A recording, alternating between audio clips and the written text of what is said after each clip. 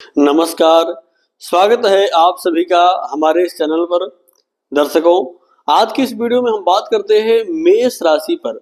जी हाँ, मेष राशि वालों के लिए 2026 यह नूतन वर्ष क्या कुछ पर आपको प्रदान करने वाला है, यानी किन क्षेत्रों में आपकी प्रगति होगी और कौन से ऐसे क्षेत्र हैं जहां पर आप नुकसान में भी जा सकते हैं। यानी इस वर्ष में आपकी शिक्षा यानी विद्यार्थियों के लिए वर्ष कैसा रहेगा और व्यापारियों के लिए वर्ष कैसा रहेगा, स्वास्थ्य के दृष्टिकोण से ये वर्ष कैसा रहेगा, दाम्पत्य और प्रेम के दृष्टिकोण से ये वर्ष कैसा रहेगा, इन सभी विषयों की चर्चा आज की इस वीडियो में करते हैं। यानी मेष राशि वालों के लिए कुल मिलाकर के देखें तो 2026 क्या कुछ लेकर के आ रहा है, आज की चर्चा इसी विषय को लेकर के है। दर्शकों, इस समय मेष राशि पर देखें तो शनि की साढ़े साती का दौर जारी है और ये पूरे वर्ष देखें तो शनि की साढ़े साती का दौर अभी आपके ऊपर जारी ही रहेगा। तो अब ये वर्ष और देवगुरु बृहस्पति इस समय आपकी राशि से तृतीय भाव में गोचर कर रहे हैं। यहाँ बैठे गुरु हर प्रकार से आपको लाभ भी दे रहे हैं, इसमें कोई संदेह नहीं है। वहीं पर राहु का गोचर आपकी राशि से एकादश भाव में हो रहा है। राहु किस प्रकार से आपको प्रभावित करेगा, एक एक ग्रहों की चर्चा करते हैं। दर्शकों, वार्षिक राशिफल में हम मुख्यतः 3 ग्रहों को आधार मान करके राशिफल का विवेचन करते हैं, जिसमें से सबसे पहले देवगुरु बृहस्पति, शनि, राहु और साथ में केतु को भी रख लेते हैं। मुख्यतः शनि, गुरु और राहु, इन 3 राशियों को ही, इन तीनों ग्रहों को ही केवल मात्र आधार बना करके वार्षिक राशिफल का निरूपण कहीं न कहीं करते हैं। देवगुरु बृहस्पति को सबसे पहले देखते हैं कि आपकी राशि से कहां पर गोचर कर रहे हैं और किस प्रकार से आपको शुभता प्रदान कर रहे हैं। तो वर्ष के आरंभ में हम देखें तो देवगुरु बृहस्पति आपकी राशि से तृतीय भाव में गोचर कर रहे हैं और यहाँ पर बैठे गुरु आपको कैसे प्रभावित करेंगे। अब गुरु क्या है, दरअसल देखें तो गुरु शुभता के कारक है। संतान, शिक्षा, ज्ञान, वैवाहिक जीवन, प्रेम, दाम्पत्य, करियर, व्यापार, सब कुछ कहीं न कहीं देवगुरु बृहस्पति प्रदान करने वाले हैं। तो ऐसे में देवगुरु बृहस्पति वर्ष के आरंभ में आपकी राशि से तृतीय भाव में गोचर कर रहे हैं।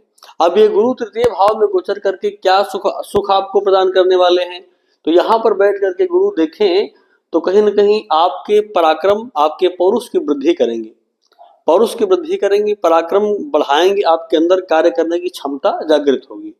इनकी जो अमृतमय दृष्टियां हैं, पंचम, सप्तम और नवम, ये आपको कैसे प्रभावित करने वाली हैं, आइए दृष्टि डालते हैं इस बोर्ड पर।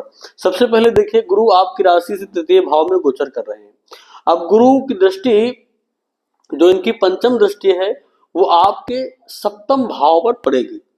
अब गुरु की दृष्टि सप्तम भाव पर होने के कारण आपके वैवाहिक जीवन को सुखद बनाएंगे, दाम्पत्य को सुखद बनाएंगे। और वहीं पर जिन लोगों का विवाह नहीं हुआ है, मेष राशि के जातक जो भी विवाह से अभी वंचित हैं, उनके लिए भी मांगलिक योग या विवाह का योग देवगुरु बृहस्पति बनाएंगे। तो गुरु के द्वारा इनकी जो पंचम दृष्टि है, उसके द्वारा आपको क्या लाभ मिलेगा, दाम्पत्य सुख मिलेगा और साथ ही साथ में विवाह जिनका नहीं हुआ है उनके लिए विवाह का योग बनेगा और उसके पश्चात व्यापार में भी उन्नति आपको अधिकाधिक प्राप्त होगी। देवगुरु बृहस्पति व्यापारिक उन्नति भी आपको यहाँ पर प्रदान करते हुए दिखाई पड़ रहे हैं। अब इनकी सप्तम दृष्टि को देखें तो नवम भाव पर होगी। अब नवम भाव के एक कारक भी होते हैं, ऐसे में गुरु की नवम भाव पर दृष्टि और स्वराशि यानी परिराशि पर दृष्टि डाल रहे हैं। तो यहाँ पर क्या करेंगे, ये आपके लिए धार्मिक कार्य आप करने के लिए आपको प्रेरित करेंगे और साथ ही साथ पिता के लिए भी बहुत कल्याणकारी होंगे। आपके पिता के लिए हर प्रकार से अच्छा फल देने वाले होंगे। पिता के द्वारा भी आपको सत्कार सम्मान प्राप्त होगा। उनकी कीर्ति का वर्धन करने का कार्य कहीं न कहीं गुरु यहाँ पर दृष्टि डालकर करेंगे। और उसके पश्चात इनकी नवम दृष्टि को अगर हम आप देखें तो इनकी नवम दृष्टि आपके एकादश भाव अर्थात लाभ भाव पर पड़ेगी। अब देवगुरु बृहस्पति लाभ भाव पर दृष्टि डाल करके हर प्रकार से आपको आय के क्षेत्र में, लाभ के क्षेत्र में प्रगति प्रदान करने वाले रहेंगे। तो गुरु की यह गोचर, देवगुरु बृहस्पति का यह गोचर आपकी राशि तृतीय भाव में 21 मई 2026 तक आपके लिए हर प्रकार से अनुकूलता प्रदान करने वाला रहेगा। हर प्रकार से आपको लाभ मिलेगा, व्यापारिक लाभ मिलेगा, संतान सुख प्राप्त होगा, वैवाहिक सुख प्राप्त होंगे, और जिनका विवाह नहीं हुआ विवाह के लिए अवसर प्राप्त होगा, धार्मिक कर्तव्य होंगे और लाभ प्राप्त कराने वाले होंगे हर क्षेत्र में। तो गुरु का यह गोचर 21 मई तक आपके लिए बेहद सुखद परिणाम देने वाला रहेगा। अब बात कर लेते हैं शनि को लेकर के। शनि को मुख्यतः देखें ज्योतिष शास्त्र में दुख का कारक कहा गया है, दुख देने वाला ग्रह माना गया है। तो ये दुख के कारक ग्रह हैं। इनका गोचर आपकी राशि से देखें तो इस समय द्वादश भाव में हो रहा है, जिसके कारण आपके ऊपर शनि की साढ़े साती का भी प्रभाव जारी है। अब शनि की साढ़े साती का प्रभाव आपके ऊपर जारी है। इनकी दृष्टियां हैं, इनकी दृष्टि क्या है, इनको भी विशेष दृष्टि प्राप्त है, तृतीय, सप्तम और उसके पश्चात दसम दृष्टि। ये दृष्टि डालेंगे तो किन भावों को कैसे प्रभावित करेंगे, आइए वहां पर भी देख लेते हैं। तो शनिदेव द्वादश भाव में बैठ करके और गुरु की राशि में बैठे हुए हैं। अब आपके ऊपर शनि की साढ़े साती का योग प्रारंभ है। इनकी प्रथम दृष्टि यानी जो तृतीय दृष्टि है वो आपके द्वितीय भाव पर होगी। तो ये कुटुंब का भी घर है, तो परिवार में कहीं ना कहीं असमंजस पैदा कर देना, ये शनिदेव यहाँ पर करेंगे दृष्टि डाल करके। और साथ ही साथ ये भाव कहीं ना कहीं पैतृक संपत्ति का भी है, तो उसको लेकर के भी, पैतृक संपत्ति को लेकर भी थोड़ी बहुत समस्याएं उत्पन्न होना स्वाभाविक रहेगा। शनि की इस प्रथम दृष्टि यानी तृतीय दृष्टि के द्वारा ये परिणाम आपको प्राप्त होगा। अब वही बात करें इनके सप्तम दृष्टि की, तो सप्तम दृष्टि मित्र ग्रही होगी और छठवें भाव पर दृष्टि डाल करके शनिदेव यहाँ पर आपको लाभ देंगे। शनिदेव भले ही यहाँ पर जो संबंध है वो कहीं ना कहीं जैसे ननिहाल पक्ष से है तो वहां पर कुछ संबंध बिगड़ जाए, या वहां से जो स्नेह आपको मिल रहा था उसमें कुछ कमी आ जाए, वो अलग बात है। लेकिन रोग का शमन करेंगे, शत्रुओं का भी शमन करेंगे और ऋण का भी कहीं न कहीं शमन करने वाले रहेंगे। तो इनकी ये दृष्टि इस भाव पर पड़ करके कहीं न कहीं आपके लिए लाभकारी रहेगी, कल्याणकारी रहेगी। वही बात करें इनके दसम दृष्टि की, तो दसम दृष्टि आपके भाग्य भाव पर होगी, भाग्य पर। अब भाग्य पर शनि की दृष्टि का होना कोई अच्छा तो है नहीं। धर्म का भाव, भाग्य का भी, पिता का भी भाव है, तो पिता के लिए भी कष्टकारी रहेंगे। भाग्य में भी कहीं ना कहीं जो प्रगति होनी चाहिए उस प्रगति को बाधित करने वाले रहेंगे शनिदेव।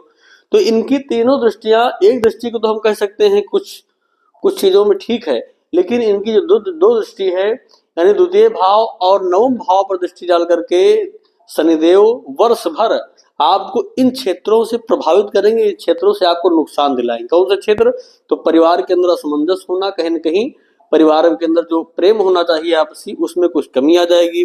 पैतृक संपत्ति को लेकर के भी संघर्ष हो सकता है। पिता के स्वास्थ्य को भी कहीं न कहीं प्रभावित करने वाले होंगे।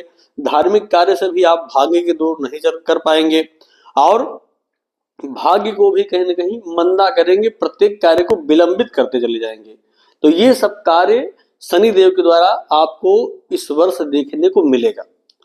अब बात करते हैं, क्योंकि शनिदेव पूरे वर्ष इसी भाव में गोचर करेंगे, इसी राशि में, तो ये सारे प्रभाव वर्ष भर चलेंगे, इसमें कोई परिवर्तन नहीं आएगा। अब बात करें राहु की, राहु को मूल रूप से देखें तो इनको छाया ग्रह ज्योतिष शास्त्र में कहा गया है। ये इनकी स्वतंत्र राशि नहीं है, लेकिन जिस राशि में होते हैं उसी राशि के अनुसार अपने फल को भी परिवर्तित कर लेते हैं। और मुख्यतः देखें तो शनि की भांति ये भी फल देने वाले माने गए हैं। हालांकि शनि बहुत खराब नहीं होते हैं, शनि कई बार कष्ट में डाल करके संघर्ष देते हैं। शनि कष्ट तो देते हैं लेकिन पूर्ण रूप से किसी वस्तु को आपसे छीन नहीं लेते हैं। लेकिन राहु उनसे भी एक कदम आगे बढ़ करके कष्ट तो देता ही है, साथ ही साथ में उस वस्तु को, उस व्यक्ति को भी आपके पास से हटा देता है, छीन लेता है। तो राहु इस प्रकार से कष्ट देने वाला है। और एकादश भाव में गोचर करके राहु देखे शनि की राशि में है तो शनिवत ही फल देने वाले रहेंगे। अब इनकी दृष्टि को देख लें हम, तो सबसे पहले ये भी गुरु की भांति दृष्टि रखते हैं। जैसे देवगुरु बृहस्पति दृष्टि डालते हैं उसी भांति राहु की भी दृष्टि को ज्योतिष शास्त्र में माना गया है। हालांकि छाया ग्रह है, कई बार लोगों ने कहा कि छाया ग्रह का स्वयं दृष्टि क्या होगी, लेकिन दृष्टि के प्रभाव को ज्योतिष शास्त्र में देखा गया है। तो आइए बात करते हैं इनकी दृष्टि की। इनकी पंचम दृष्टि जो होगी आपके पराक्रम भाव, तृतीय भाव पर पड़ेगी। पराक्रम भाव पर दृष्टि डाल करके कहीं न कहीं ये आपके लिए अच्छा परिणाम तो देंगे नहीं, वहां पर भी और गुरु भी साथ में बैठे हुए हैं, तो हो सकता है कार्य करने की जो आपके अंदर क्षमता है, जो चाह है, जो ऊर्जा बनती हो, उस ऊर्जा को भी नष्ट करेंगे।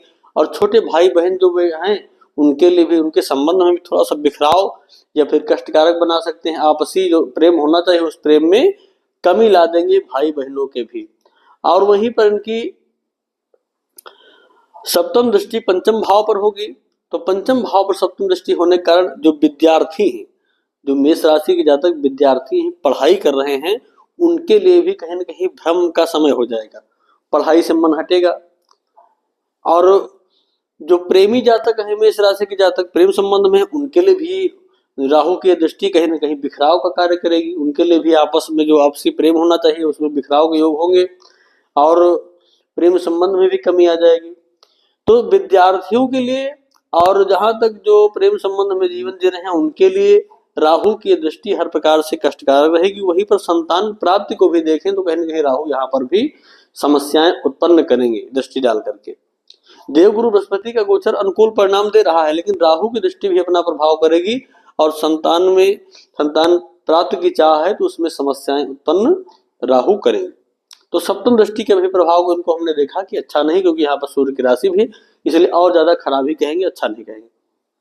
अब नवम दृष्टि की बात करें तो नवम दृष्टि आपके सप्तम भाव पर। अब सप्तम भाव पर दृष्टि डाल करके फिर राहु कोई अच्छा परिणाम देने वाले नहीं रहेंगे। सप्तम भाव को देख करके आपके लिए यानी मेष राशि वालों के लिए जो इनका प्रभाव होना, शुभ परिणाम मिलना चाहिए वो नहीं मिलेगा। दाम्पत्य सुख में कमी आ जाएगी, पति पत्नी के प्रेम में कहीं न कहीं कमी लाने का कार्य करेंगे। और विवाह, जैसे आप, मैंने कहा कि देवगुरु बृहस्पति की दृष्टि है तो विवाह के योग बनेंगे, लेकिन उधर विवाह के योग बन नहीं, इधर राहु विवाह के योग को भंग भी करेंगे, तो वहां पर भी राहु समस्या उत्पन्न करेंगे। और वहीं पर व्यापारियों के लिए भी समस्या लाएंगे। अगर पार्टनरशिप में व्यापार है, साझेदारी का व्यापार है, तो उसमें भी कहीं न कहीं मनमुटाव, आपसी वैमनस्य दोनों लोग के बीच में उत्पन्न होगा, दिक्कतें वहां पर भी राहु की दृष्टि करेंगे। राहु के भी गोचर को हम 3 दिसंबर तक राहु राशि परिवर्तन करेंगे, तो कहीं न कहीं इनके हम गोचर को वर्ष पर्यंत इसी भाव में ही देखेंगे, क्योंकि 3 दिसंबर का मतलब है कि ये 2026 लगभग समाप्त ही हो जाएगा। तो वर्ष भर लगभग आपकी राशि से एकादश भाव में ही राहु गोचर करेंगे और इस प्रकार से इन भावों को प्रभावित करेंगे। तृतीय भाव को यानी आपके पराक्रम को, भाई बहनों के प्रेम में कहीं न कहीं कटुता लाएंगे, कमी लाएंगे। संतान प्राप्त की चाह है उसमें भी समस्या उत्पन्न करेंगे। विद्यार्थियों को प्रभावित करेंगे, प्रेमियों के लिए भी प्रभावित करेंगे और व्यापारियों के लिए भी कहीं न कहीं प्रभावित करने वाले या नुकसान देने वाले हो सकते हैं। तो इस वर्ष को हम इन 3 ग्रहों के आधार पर देखें तो मेष राशि वालों के लिए गुरु का गोचर 21 मई तक बहुत बढ़िया है। विवाह आदि मंगलिक कार्य जो कुछ आपके लिए होना है, अगर यहीं पर फिक्स हो जाता है, तय हो जाता है तो बहुत अच्छा है। उसके बाद का जो समय होगा वो अनुकूल परिणाम देने वाला नहीं रहेगा। गुरु भी 21 मई के बाद जब राशि परिवर्तन करके कर्क राशि में आ जाएंगे, चौथे भाव में स्वयं गुरु उच्च के हो जाएंगे, लेकिन आपके लिए बहुत अच्छा परिणाम देने वाले नहीं होंगे। आपके लिए गुरु यहाँ पर मंदे हो जाएंगे, उनका जो शुभ परिणाम मिलना चाहिए उसमें कमी आ जाएगी। तो अब ऐसे में राहु और शनि ये दोनों प्रभावित रहेंगे, तो उसके बाद का जो समय होगा वो कहीं न कहीं आपके लिए संघर्षकारी बनता दिखाई पड़ रहा है। तो जो भी आपको शुभ कार्य करने हैं या जो कुछ आप विशेष रूप से करना चाहते हैं, गुरु के राशि परिवर्तन के पहले 21 मई के पहले ही अगर कर लें तो बहुत अच्छा रहेगा। उसके बाद के समय को संघर्षकारी कह सकते हैं। यद्यपि हम प्रत्येक माह मासिक राशिफल के द्वारा आपको बताते रहते हैं कि ये माह कैसे किस प्रकार से प्रभावित करने वाला रहेगा, लेकिन 21 मई के बाद गुरु के राशि परिवर्तन के पश्चात का जो समय होगा वो बहुत बेहतर परिणाम देने वाला नहीं रह जाएगा, मंद पड़ जाएगा अभी की अपेक्षा। इसलिए जो भी कार्य आपको, कोई भी नया कार्य, व्यापार, उद्योग या नया कार्य कुछ भी करना चाहते हैं तो अभी 21 मई के पहले 2026 में आप कर डालिए, ये आपके लिए शुभ समय, उचित समय है। उपाय क्या करना है, देखिए शनि की 7.5 आपके ऊपर जारी है, तो शनिवार के दिन पीपल की वृक्ष की जड़ में जल चढ़ाइए, बहुत सुंदर उपाय है और बेहद कारगर उपाय है। और वहीं पर मंगलवार या शनिवार के दिन हनुमान चालीसा या सुंदरकांड का पाठ करते रहिए निरंतर, ये भी आपको संकट से बचाते रहेंगे। तो बस इतना ही उपाय करते रहिए और निश्चित तौर पर यह वर्ष आपके लिए कल्याणकारी, लाभकारी रहे, ऐसी कामना करता हूं। आज के लिए बस इतना ही, पुनः मिलते हैं नए वीडियो में, तब तक के लिए आप सभी को नमस्कार।